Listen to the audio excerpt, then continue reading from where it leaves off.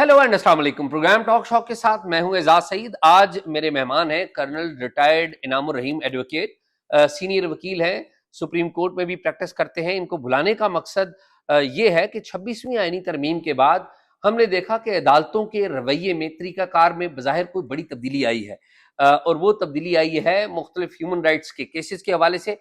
इनामुर रहीम खुद भी missing person रहे हैं, मिसिंग पर्सन के केसेस करते हैं, बड़े बड़े जो केसेस हैं उनकी पैरवी करते हैं। रिसेंटली एक बड़ा केस आया, वो पाकिस्तान एयर फोर्स के एयर मार्शल का केस आया, जिनका अपनी फैमिली से किसी किस्म का कोई राब्ता नहीं रहा था। उस केस में भी ये वकील थे। तो 26वीं आईनी तरमीम के बाद अदालतों में क्या तब्दीली आई है, क्या अदालतें मौसर तरीके से काम कर रही हैं, नहीं कर रही, और क्या कानून में जो तब्दीलियां आई हैं आम आदमी को इसका पता भी है या नहीं है, इन तमाम मौज़ूआत पर बात करेंगे कर्नल इनामुर रहीम से। कर्नल साहब, बहुत शुक्रिया आपका। Thank you Amar ji. Colonel साहब, सबसे पहले तो ये बताइए कि 26वीं आईनी तरमीम आई और हमने देखा कि इस्लामाबाद हाई कोर्ट में पर्टिकुलरली बड़ी तादाद में जजेस आए, की जजेस बिल्कुल आए। इस्लामाबाद हाई कोर्ट के चीफ जस्टिस भी बल्कि लाहौर से आए।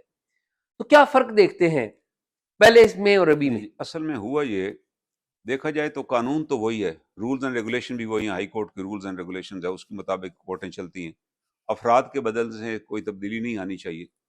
लेकिन जब वो लाहौर से एक चीफ जस्टिस साहब को, जो ज़ाहिर सीनियरिटी पे नहीं थे, उनको इस्लामाबाद लाया गया और he was being made as the chief justice, तो इस्लामाबाद के अंदर जो जज ऑलरेडी बैठे हुए थे, जिनका ये चांस था to become the chief justice, तो एक क्लैश उनके दरमियान पैदा हो गया।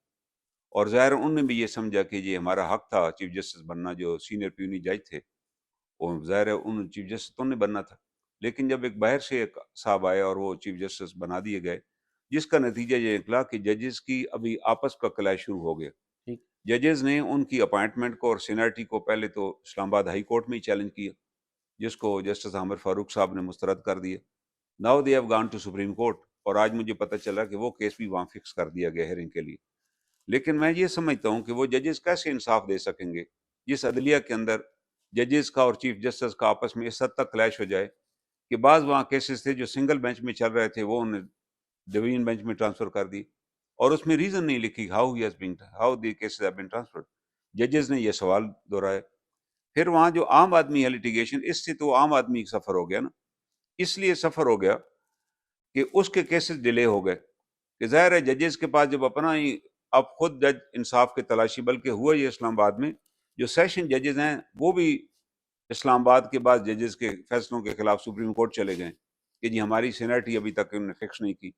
तो मैं समझता हूँ कि जुडिशरी के अंदर ये चीज़ बड़ी अलार्मिंग है कि वो जुडिशरी जिसका काम लोगों को इंसाफ फराम करना है, अगर वही जजेस इंसाफ के लिए दौड़ भाग कर रहे हैं तो वो फिर कैसे इंसाफ फराम करेंगे।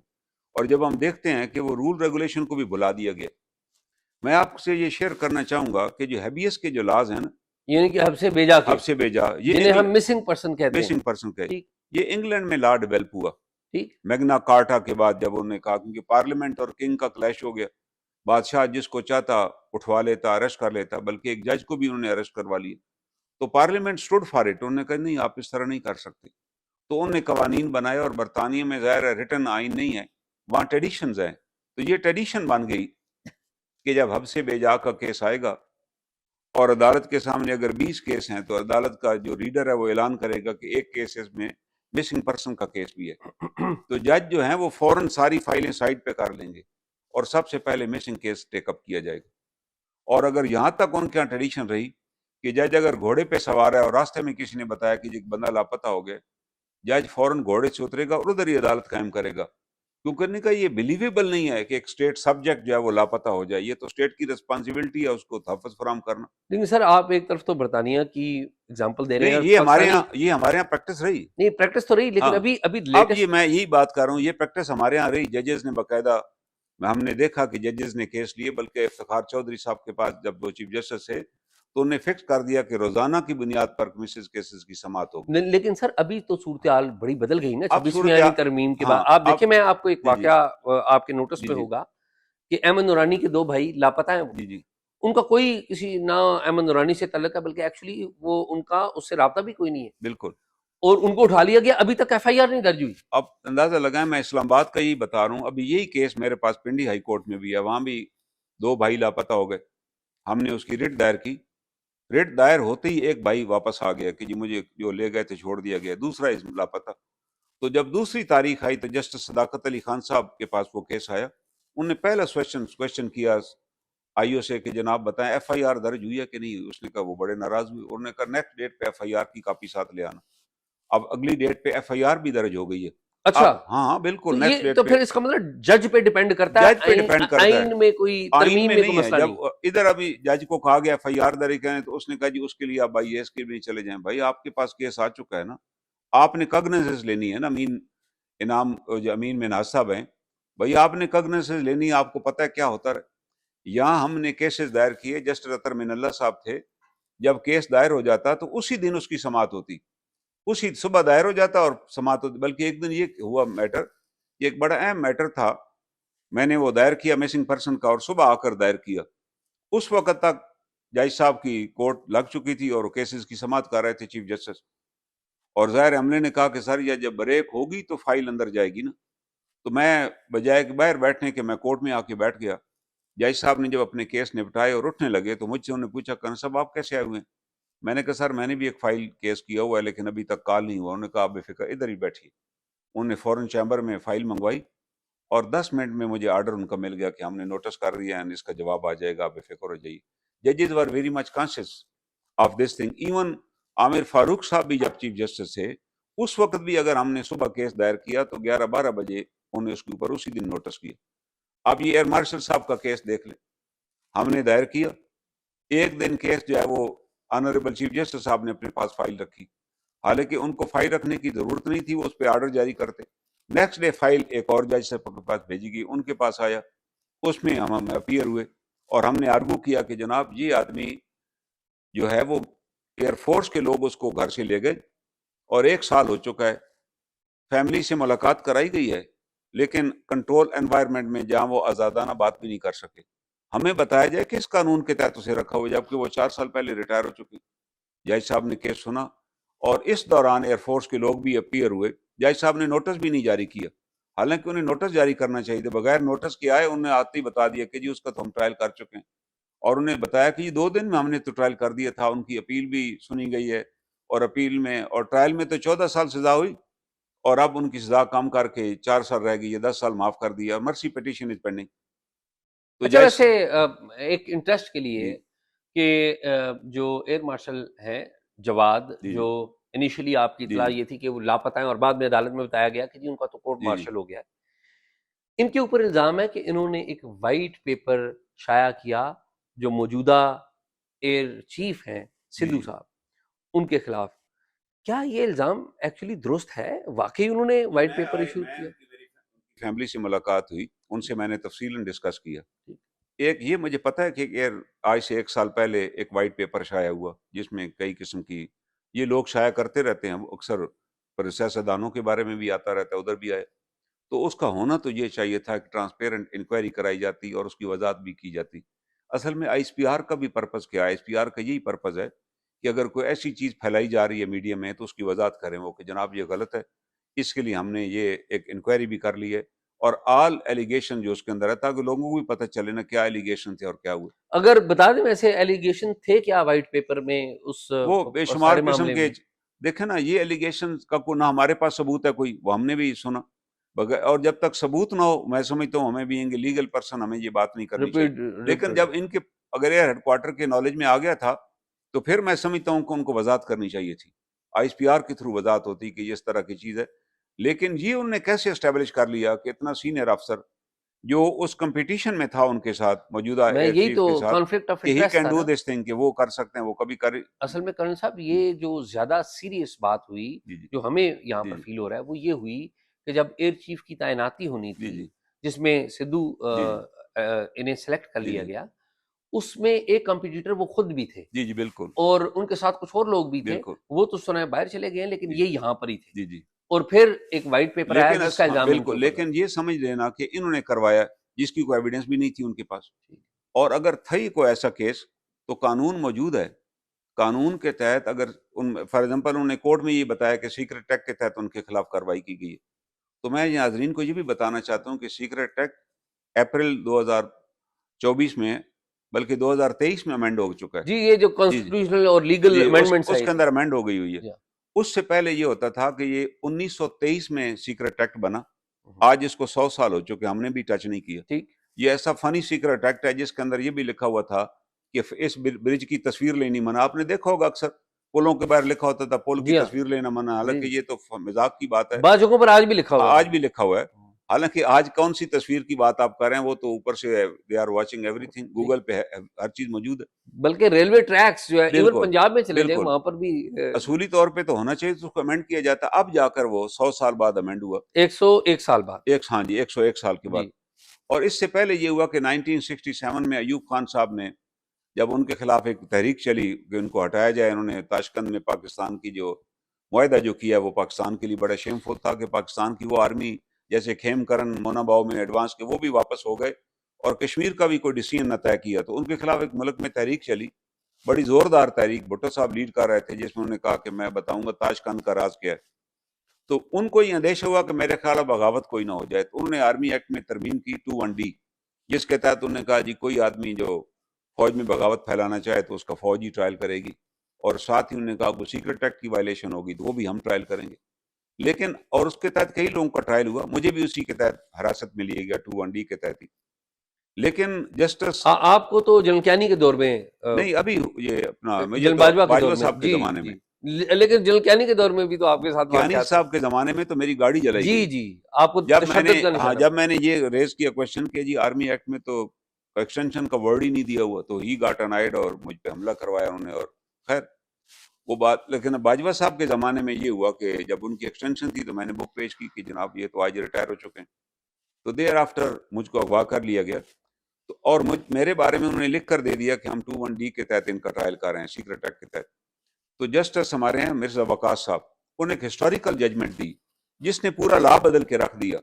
پاکستان کی ہسٹری کی سب سے بڑی وہ ججمنٹ ہے جو میرے نام کے اوپر ہے, حسنین انعام کے نام سے. میں وکلاء کو بھی کہوں گا کہ اس ججمنٹ کو پڑھیں, PLD اور PLJ دونوں میں وہ شائع ہوئی رپورٹڈ ججمنٹ ہے, جس کے اندر انہوں نے فرسٹ ٹائم سیکرٹ ایکٹ کو ڈسکس کیا. انہوں نے کہا سیکرٹ ایکٹ کی ریکوائرمنٹ ہے کہ جس سیولین کو آپ اریسٹ کر, پہلے تو انہوں نے یہ لکھا میرے بارے میں کہ he is a retired person, he is a civilian.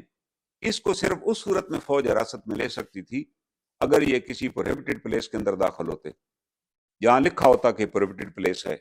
یہ تو اپنے گھر پہ سوئے ہوئے تھے, ان کو وہاں سے لے جایا گیا. اور سیکنڈ, اریسٹ کرنے کے بعد ان کے لیے ضروری تھا کہ ان کو کسی کمپیٹنٹ کورٹ میں سیشن جج کے پاس پیش کیا جاتا. وہ سیشن جج اس میٹیریل کو دیکھتے, اور وہ میٹیریل بھی کوئی افسر جو ہے وہ ایفیڈیوٹ پر پیش کرتا کہ یہ جناب میٹیریل ان سے برآمد ہوئے. پھر FIR درج ہوتی, اور پھر وہ سیشن جج فیصلہ کرتا کہ ان کا ٹرائل آرمی کرے گی یا ہم کریں گے. یہ جب میرا کیس سپریم کورٹ میں آیا تو میں نے وہاں آرگومنٹ دیے, میں کہ یہ آرمی ایکٹ میں لکھا ہوا کہ جب سول کورٹ فنکشن ہو تو پھر سول میں ہوگا. لیکن الحمدللہ وہ ججمنٹ بیکیم فائنل ان سپریم کورٹ, وہ مینٹین رہی, کیونکہ پاکستان بار کونسل جو تھے, عابد ساکی صاحب اس وقت چیئرمین تھے, وائس چیئرمین تھے بار کونسل کے, انہوں نے ایک ریزولوشن پاس کیا کہ Pakistan bar will become party in this case. Abid Saqi صاحب کے دور میں تو نو ڈاؤٹ بڑے بڑے ریولیوشنری کام ہوئے ہیں, لیکن coming back to the case, جی, یہ لیکن جو میں آپ نے جو ایئر مارشل والا کیس میں کیا, اصل امینڈمنٹ کا بتا دوں. جی جی اب امینڈمنٹ یہ ہو گئی ہے کہ آئندہ کوئی بھی سیکرٹ ایکٹ کا کیس ہوگا اس کی انویسٹیگیشن FIA کرے گی, ٹھیک, اور پھر یہ 30 days میں چلان دے گی سیشن جج کے پاس, مقامی عدالت مقامی. اب سیشن جج مقامی اپوائنٹ ہو چکا ہے, ٹھیک ہے, اور وہاں پہ کرنل کیانی صاحب ہیں, ان کا کیس بھی چل رہا ہے. جن کو جو لاپتہ ہو گئے تھے نہ ان کا بھی کیس سیکرٹ ایکٹ کا ہے, اٹھایا گیا اور پھر ان کو پیش کر دیا گیا. ٹھیک ہے, ابھی وہ ضمانت پر ہیں.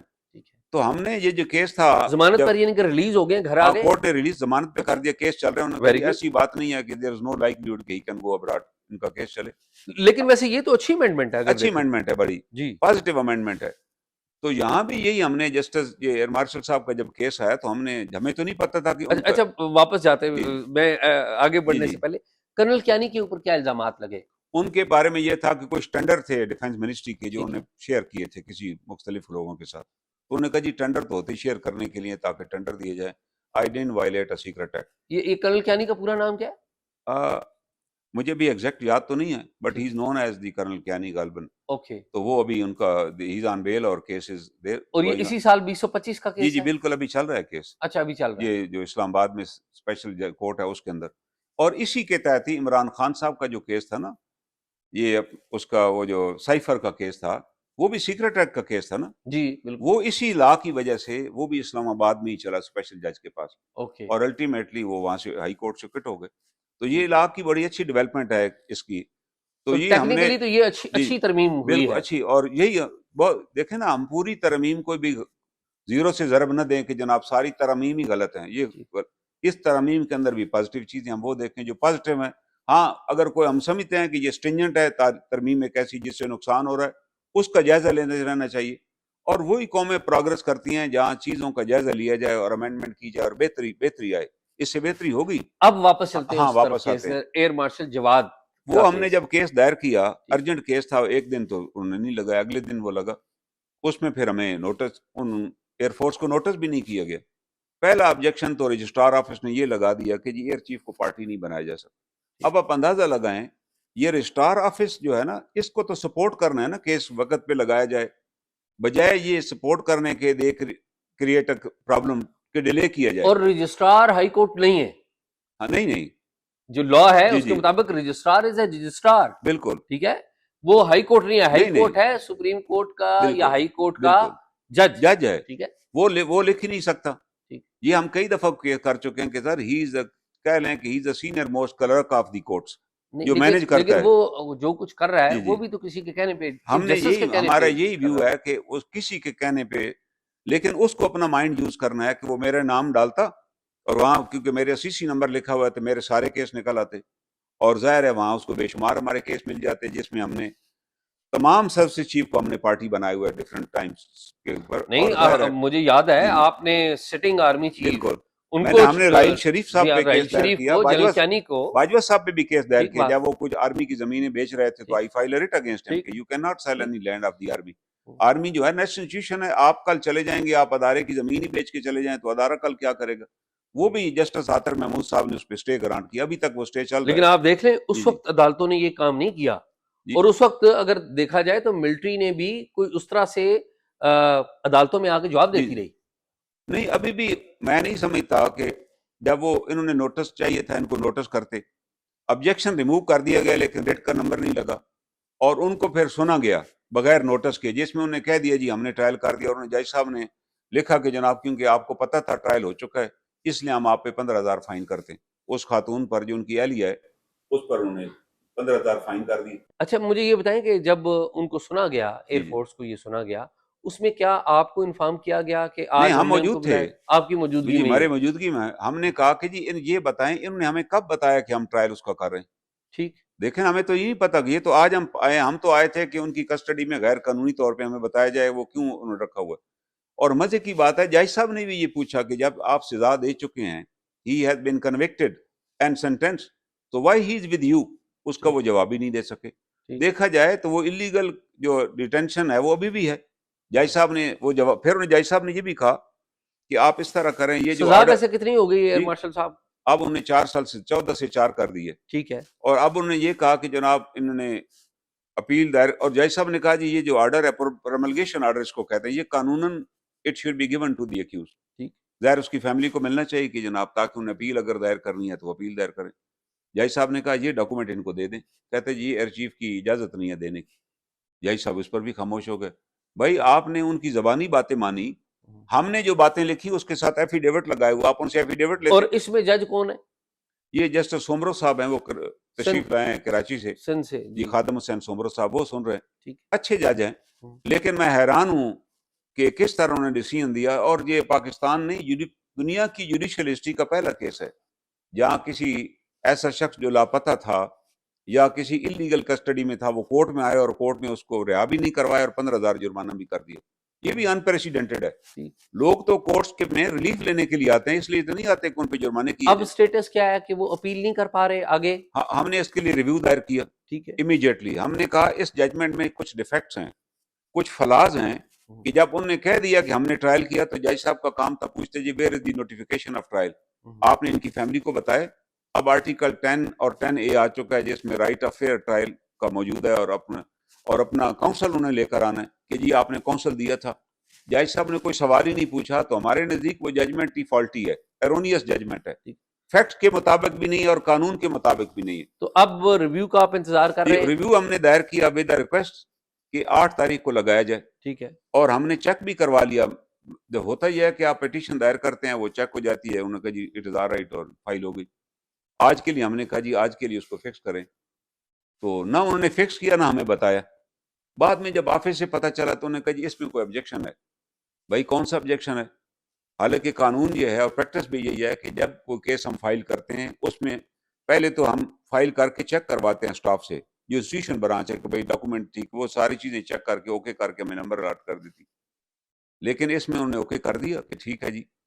بعد میں پھر طریقہ کار یہ ہے کہ پھر میسج آتا ہے کہ your case is being stop due to objection case, اور ساتھ لکھا ہوتا ہے کہ آپ 7 دن میں آبجیکشن ریموو کریں.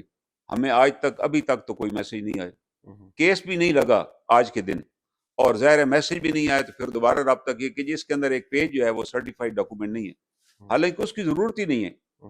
جو ہوتا یہ ہے کہ ہم نے وہ جو اسپیشل جج ہیں یہاں پر جو سیکرٹ ایکٹ کے کیسز سن رہے ہیں, اس میں سے ہم نے وہ کرنل کیانی کی چارج شیٹ وہاں سے کاپی لی, وہ ہم نے اس میں لگائی ہوئی ہے کہ جی آلریڈی کورٹ وہاں سن رہی ہے. تو انہوں نے کہا جی وہ کاپی سرٹیفائڈ نہیں ہے, لیکن اس کی کوئی ضرورت نہیں ہے, کورٹ کا آرڈر ہے, ہم نے اس کو انیشل کر کے لگا دی ہوئی ہے. ساتھ ہم ایک ایگزیمپشن پیٹیشن دائر کرتے ہیں کہ اگر کوئی سرٹیفائڈ کاپی نہ ہو تو فار دی ٹائم بینگ اس کاپی کو کنسیڈر کیا جائے جو ہم وہاں سے لائے ہوئے. ظاہر ہم نے تو صبح دائر کیا تو اس کے لیے سرٹیفائڈ کاپی ہم اپلائی کریں گے نا, تو جو آپ کے پاس اویلیبل ہو, لیکن پھر بھی نہیں لگایا گیا. اب یہ دیکھا جائے, میں ہم پنڈی بھی میں اپیئر ہوتا ہوں, کراچی بھی میں جاتا رہتا ہوں, پشاور بھی میں جاتا ہوں. کسی جگہ کی انسٹیٹیوشن برانچ ایسے نہیں ہے جیسے آج کل اسلام آباد the most use less branch آپ کہہ لیں, کہ ان کو پتہ ہی نہیں ہے ہم نے کام کیا کرنا ہے. وہ سمجھتے ہیں کہ ہمارا یہ کام ہے, چاہے وہ انسٹرکشن پہ کر رہے ہیں کہ بھائی ہم نے کیسز لنگر آن کرنے, ہم نے فضول قسم کے آبجیکشن لگانے ہیں اور کیس کو ڈیلے کرنا ہے, بجائے کہ آپ فیسیلیٹیٹ کریں. فیسیلیٹیشن والی تو بات ہی نہیں ہے. میں ایک چھوٹی سی مثال دوں. کوئی چند مہینے پہلے میں نے کیس دائر کیا, 3 لوگ تھے جن کا ECL میں نام ڈال دیا گیا وداؤٹ اینی نوٹس, اور ان کے خلاف کیس بھی کوئی نہیں تھا. وہ تینوں پیٹیشن میں نے اسلام آباد ہائی کورٹ دائر کی, اور ساتھ لکھا to be fix before same جج, کہ جی ایک جج کے پاس فکس کی جائیں. لیکن جناب ہوا کیا, ان نے تینوں پیٹیشن 3 ڈفرنٹ ججز کے پاس فکس کر دی. جب 3 ڈفرنٹ ججز کے پاس فکس ہوئی تو ظاہر ہے ان کے ساتھ ڈفرنٹ ٹریٹمنٹ ہوا. جو محسن کیانی صاحب کے پاس فکس ہوئی وہ تو اس میں ڈیسیژن بھی آ گیا اور ہمیں اس کا نام بھی ہٹا دیا گیا. باقی 2 پیٹیشن ابھی بھی اسی طرح چل رہی. تو یہ انٹینشنلی کیا گیا نا جی کہ ان کی پیٹیشن, حالانکہ پرنسپل یہ ہے کہ جب آپ لکھتے ہیں تو ساتھ آپ لکھ دیتے ہیں کہ it is to be placed before same جج, ٹھیک, اور وہ اسی جج کے پاس جاتے ہیں کیونکہ ایک ہی کوشچن آف لا. ٹھیک, اس سے اندازہ لگائیں کہ یہ کتنی یوز لیس برانچ ہے ہماری انسٹیٹیوشن برانچ. اوپر جو ان کے بیٹھے ہوئے ہیں جو لوگ, اور ہاؤ دے آر کنڈکٹنگ اور how they are regulating the court affairs. یہ کس لیول کے لوگ ہوتے ہیں؟ دیکھیں وہ بظاہر تو رجسٹرار ہی مانیٹر کر رہا ہوتا ہے, لیکن ظاہر ہے انسٹرکشن تو اوپر سے آتی ہیں, بالکل ٹھیک, چیف جسٹس کی طرف سے آتی ہے, جس کی طرف سے بھی آتی ہیں. یہ چیف جسٹس جو ہیں, جو بھی آنریبل چیف جسٹس موجود ہیں, انہیں چاہیے کہ ان بگز کو دور کریں. دیکھیں کہ جب ایک پیٹیشنر, یہ ہیومنلی نہیں پاسبل کہ میرے 3 کیس ہیں اور تینوں ارجنٹ میں تینوں کورٹوں میں لگائے گئے. اچھا, but I attended all the cases. اچھا کرنل صاحب, ایک اور بڑا اہم کیس ہے, میں ریپ اپ کر رہا ہوں, میں ختم کر رہا ہوں اس کو. وہ کیس ہے جنرل فیض حمید کا. جی جی, وہ بھی آفیشل سیکرٹ ایکٹ بھی لگا ہوا ہے, ان پہ بالکل ڈسپلن کا بھی لگا ہوا ہے. تو اس کے بارے میں بھی تو ٹرائل ہو رہا ہے. جی بالکل, تو اس کے بارے میں ان کے وکیل بھی جی بالکل ہوتے ہیں, جی, ان کے پاس پوری ٹیم ہے, وکلاء ان کی پوری ٹیم ہے. تو ان کے بارے میں تو ہمیں جو اطلاعات آئیں, یہ ان کیمرہ میٹنگ ہوئی تھی کہ شاید ان کا جو فیصلہ وہ جلد ہو رہا ہے. تو آپ چونکہ آپ کا ملٹری بیک گراؤنڈ بھی ہے, آپ ان سرکلز کے جانتے ہیں ان سرکلز کو, تو آپ کو کیا لگتا ہے اور اس کا کمپیریزن کیا ہے ان باقی کیسز کے ساتھ؟ اصل میں بات یہ ہے کہ ان کا بھی ٹرائل وہاں نہ ہوتا. یہ جو ایک امینڈمنٹ ہے نا, جس کے میں یہ آ گیا ہوا تھا کہ کوئی بھی آدمی جو سینسٹیو اپوائنٹمنٹ کے اوپر ہے تو 5 سال کے لیے وہ پالیٹکس میں حصہ نہیں لے گا, he will remain subject to army act. ٹھیک, تو جنرل صاحب تو اس لحاظ سے سبجیکٹ ٹو آرمی ایکٹ ہی تھے, فیض حمید جو تھے. ٹھیک ہے. اس وجہ سے جب وہ ٹرائل ان کا چلا تو باقی بھی ٹرائل سارے کے سارے آرمی ایکٹ کے تحت ہی چلیں گے. یہ قانون ہے نا, قانونی پروین ہے کہ وہ تو ابھی تک سبجیکٹ ٹو آرمی ایکٹ تھے. ٹھیک ہے. اس سینس میں ریٹائر نہیں تھے, کیونکہ ان کو 5 سال تک کسی ایکٹیویٹی میں, پولیٹیکل ایکٹیویٹی میں شامل ہی نہیں ہونا تھا. اور جہاں تک ٹرائل کا تعلق ہے, اور دوسرا آرمی اتھارٹیز نے یہ بھی فیصلہ کیا جو میرے نالج میں ہے کہ ان کو فل چانس آف ڈیفenس دیا جائے. یہ نہ کہا جائے کہ وہ اگر ایک وکیل نہیں وہ 3 وکیل لے کر آئے ہوئے ہیں تو they had a right to اچھا bring فوج them. نے یہ فیصلہ کیا کہ ان کو پورا ڈیفنس دے. ڈیفینس پورا دیا جائے. اگر وہ کہتے ہیں جی ہم نے اس کو 2 دن 3 دن کراس ایگزامن کرنا ہے تو کورٹ نہیں کہے گی کہ جناب آپ کوشچن کم کریں, وی آر ان ہری. انہوں نے کہا جی نو ہری, ان کو پورا چانس دیں ڈیفینس کا, کیونکہ ظاہر ہے دے نیو دس کیس میں گو ٹو سپریم کورٹ. کل کو یہ کہے جی چانس ہی نہیں ملا تو مجھے نہیں لگتا کہ وہ it may take another month even, کیونکہ ظاہر ہے جب آپ نے لبرٹی دی ہوئی ہے. اس سے اگر کمپیئر کریں تو یہاں ایئر فورس نے کمال یہ کیا کہ 2 دن میں FGCM کر لیا ایئر مارشل صاحب کا, پتہ نہیں کون سی سپرسونک سپیڈ انہوں نے لگائی ٹرائل میں, جبکہ سمری کورٹ مارشل بھی نہیں ہو سکتا 2 دن میں.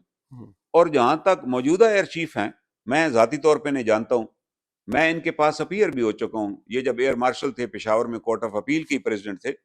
ہی از بیسیکلی اور پرسنلی بڑے تھارو جنٹل مین ہے اور مین آف ریزن ہے, سنتے ہیں یہ. میں ایک کیس میں گیا جہاں ایک squadron leader under arrest detention تھا, اس کو سزا ہو گئی تھی 1 ایئر آ رہی, ڈسپلن میٹر تھا کوئی اس کا. تو میں ان کے پاس گیا, میں کہا سر بات یہ ہے کہ آپ نے اس کو سروس سے تو نکال ہی دی ہے, اور سروس سے جب نکال ہی دیا ہے تو آپ نے رکھنا بھی اس کو نہیں ہے, تو what is the fun to send him to the jail. Jail میں جب چلا جائے گا, ایک انجینئر ہے وہ, تو وٹ ہی ول ارن, اس کی فیملی سفر کرے گی. میرا ذاتی ویو یہ ہے کہ آپ نے جب نہیں اس کو ٹرمینیٹ ہی کر دینا ہے تو اس کی RI ریمٹ کر دیں, کیونکہ دیر از نو فن ٹو کیپ ہم فار دس. اور یہ کوئی ایسا کیس بھی نہیں ہے, ہاں کو مارل ٹرپیچیوڈ ہوتا, کو کرپشن ہوتی تو پھر naturally deterrence punishment should have been record. یہ تو سمپل سا میٹر ہے. ہی ایگریڈ ود می, جو ریلیز ہو گیا. ہاں انہوں نے بلکہ یہ کہا کیونکہ یہ جو آفسرز کے کیسز ہیں نا, اس کی اپروول سروسز چیف دیتے ہیں. انہوں نے کہا کیونکہ اس کی کنفرمیشن سروس چیف نے دی ہوئی ہے تو مجھے ان سے پوچھنا پڑے گا. And so nice he was کہ انہوں نے مجھے کہا کہ جسٹ گیو می 15 منٹس. مجھے کہا کہ آپ ویٹنگ میں انتظار کریں. He talk to air chief, ان کو بتایا اور یہی لاجک دی جو میں نے دی. اس وقت ایئر چیف کون تھے اس وقت؟ یہ کون سے سال کی بات ہے؟ یہ کوئی 4-5 سال کے پہلے کی بات ہے. تو انہوں نے بات کی اور ظاہر ہے کیس تو ان کا تھا نا, انہوں نے ٹیک اپ کیا, ورنہ کوئی اور ایئر مارشل ہوتا تو کہتا why should I talk to him. اور انہوں نے مجھے 15 منٹ بعد بلا کے کہا کہ we have agreed, we have remitted his RI.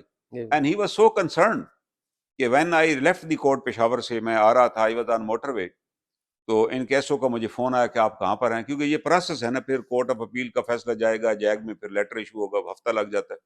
انہوں نے پوچھا آپ کہاں پر ہیں, میں کہا I am still on motorway. کہتا آپ موٹر وے پہ ہیں تو گھر نہیں جائیں, آپ نور خان بیس پر جائیں, دی آفسر ہیز بین ریلیزڈ, آپ اسے وہاں کلیکٹ کریں اور اس کو گھر پہنچا کریں. اچھا, میں ابھی حیران ہوں کہ ان دس کیس میں بھی ان کو وہی ایٹیٹیوڈ میں وہ ٹیمپرامنٹ رکھنا چاہیے تھا. یا تو میں سمجھتا ہوں کہ بعض اوقات ہمارے جو سینئر لوگ ہوتے ہیں نا, ان کے ایڈوائزر ایسے آ جاتے ہیں جو کوئی ایسی غلط ایڈوائز دے دیتے ہیں جس کا ریپرکشن غلط ہوتا ہے. جیسے پرویز مشرف کا ایڈوائزر تھا DGMI وہ اعجاز میاں, اس نے ہر سچویشن خراب کی, ہر سچویشن اتنی کمپلیکیٹڈ کی کہ even Pervez Musharraf could not get out of the trouble. اصل میں یہ جو ایڈوائزر ہوتے ہیں نا, they should be very wise. ان کو چاہیے کہ بھائی ایئر مارشل ہے, یہ ریٹائر ہو چکا ہے, آپ کو پتہ ہونا چاہیے کہ نئے سیکرٹ ایکٹ امینڈ ہو چکا ہے, اس کا آپ ٹرائل بھی نہیں کر سکتے. آپ نے بلایا تھا, آپ انٹرویو کرتے اور اس کے بعد ان کو گھر بھجوا دیتے. Matter would have been closed.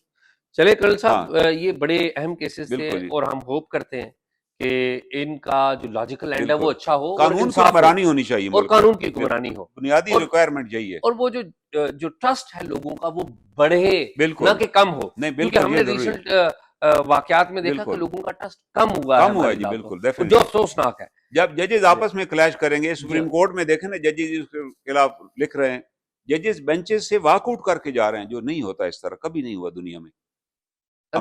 ہاں جی, امریکہ میں 9 ججز ہیں, وہ ایک ہی بینچ بنتا ہے. They are known as the wise men of the country. لیکن سر اب امریکہ میں تو اب چیزیں تبدیل ہو رہی ہیں. آپ دیکھیں نا وہاں پر سپریم کورٹ کے ججز کی اپوائنٹمنٹ وہاں پر طریقہ کار ہے نا, الیکشن کا طریقہ کار ہے. تو وہاں پر ایلن مسک جو ہیں وہ ملین ڈالرز کے چیک تقسیم کرتے ہوئے نظر آئے ہیں. خیر امریکہ تو اب کوئی ایگزامپل نہیں رہ گئی. خیر بہت شکریہ کرنل صاحب آپ کا.